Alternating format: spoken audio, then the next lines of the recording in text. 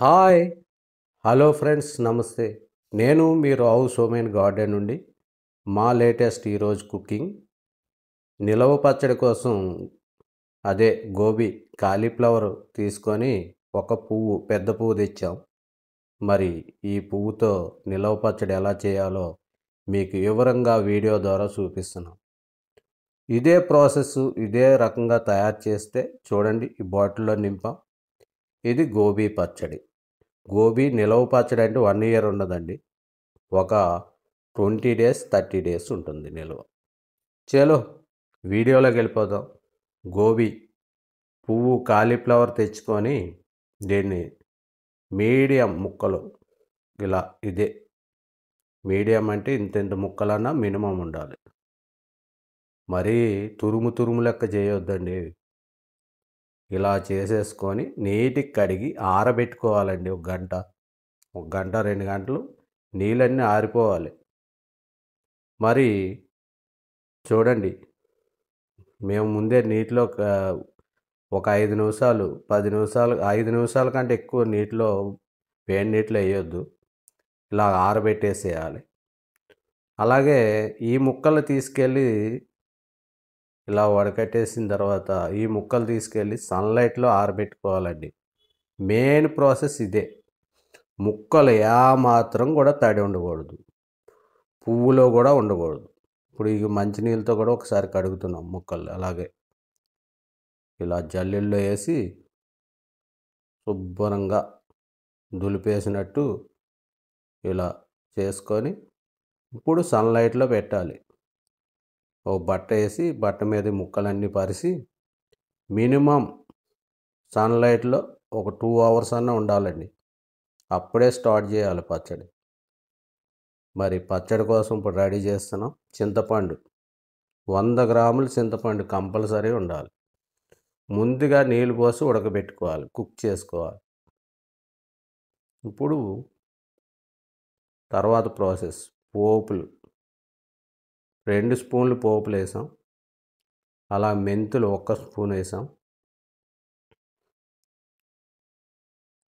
ఇలా ఇప్పుడు మెంతులు ఆవాలు వేసుకొని వేయించుకోవాలి. మినిమం ఏ పచ్చడికైనా ఆవాలు మెంతులు ఉండాలి. కాకపోతే ఆవాలు ఎక్కువ ఉండాలి కాబట్టి 2 స్పూన్లు వేసాం. మెంతులు 1 స్పూన్ వేసాం, వేయించాం. అలాగే వెల్లుల్లిపాయలు బరక దంచి పక్కన పెట్టుకోవాలి. ఇప్పుడు ఇది పొడి చేసుకుందాం. ఆవాలు మెంతులు వేగినాయి కాబట్టి పొడి చేసి పక్కన పెట్టుకుందాం. ఆయిల్ కొలత కోసం ఇలా ఒక హాఫ్ కప్పు అంటే మినిమం పావు కిలో ఉంటుందండి ఆయిల్. హాఫ్ కప్ అంటే పావు కిలో లెక్క చెప్తున్నా. ఇప్పుడు ఈ ముక్కలు ఇందులో వేయించుకోవాలి.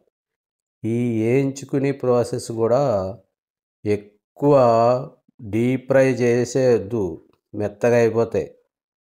మినిమం 5 మినిట్స్ అంటే 50% కంటే ఎక్కువ కుక్ అవ్వద్దు. ముక్కలు గట్టిగానే కనిపించాలి. ఈ లెక్క కరెక్ట్గా చూసుకుంటే మీకు పచ్చడి చాలా రోజులు నిల్వ ఉంటుంది.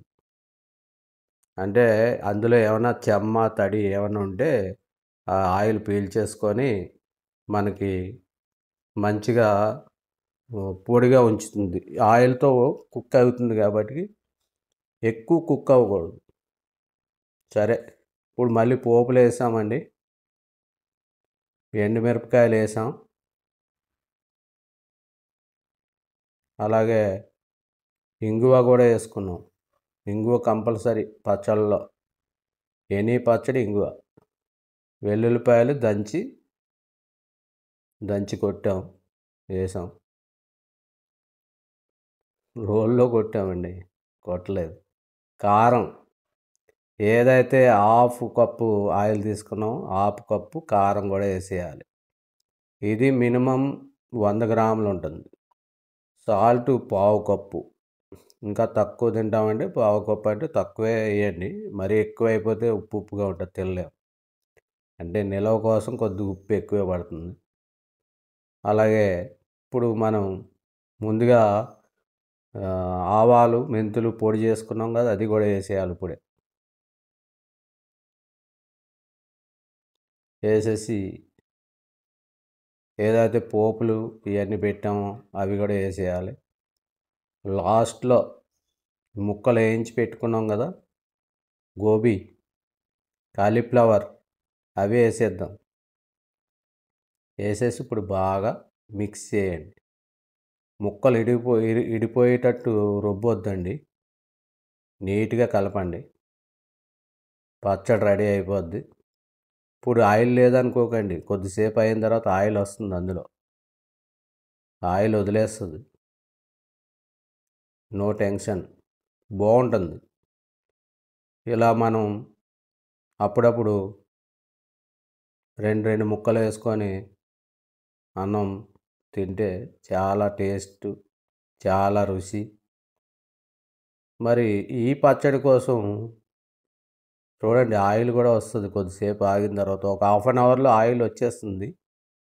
ఈ పీల్చుకున్న ఆయిల్ అంతా వదిలేస్తుంది. మరి రుచి మాత్రం అదిరిపోయిందండి, టేస్ట్ సూపర్. మరి ఇదే ప్రాసెస్ మీరు కూడా టైం చూసుకొని తయారు చేయండి. ఈ పచ్చడి ఉంటే మనకి కర్రీ కూడా అవసరం లేదు. ఏదన్నా లైట్గా ఏదన్నా కర్రీ వేసుకొని పచ్చడి కలుపుకొని తింటే, ఇది చూడండి ముక్కలు చాలా రుచిగా ఉందండి. బాగుంది, నోటికి చాలా బాగుంది. ముక్క కూడా ఇడిపోలేదు. ఈ వీడియో నచ్చితే లైక్ చేయండి, సబ్స్క్రైబ్ చేయండి. వీడియో స్కిప్ చేయకుండా చూడండి, వీడియో అర్థమవుతుంది, ప్రాసెస్ అర్థమవుతుంది. Thank you.